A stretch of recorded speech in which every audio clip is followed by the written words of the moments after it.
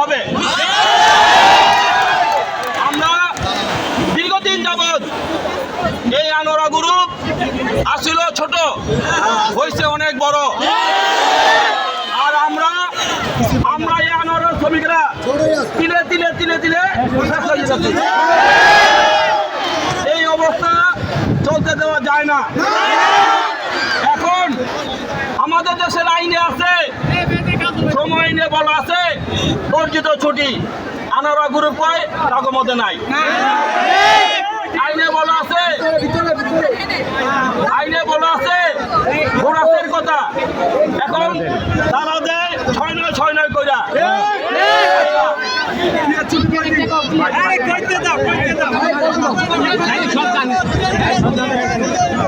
রিজাইনের যে পাওনা, এখানে আইনে বলছে একজন শ্রমিক রিজাইন দিতেই পারে। এই রিজাইনের পাওনা আছে, মালিক যদি তারে বাইর করে দেয় এই পাওনা আছে। এখন এই গ্রুপ 1 টাকাও শ্রমিকরা দেয় না।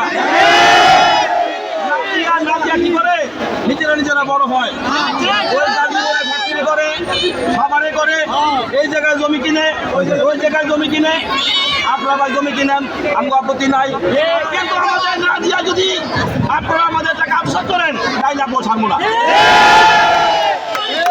এখন আজকে আপনারা যারা এখানে আছেন, যারা নেতৃত্ব দিচ্ছেন, আপনাদের কাছে অনুরোধ করি আপনারা এক থাকেন, আপনারা যাতে দল ছুট না হন।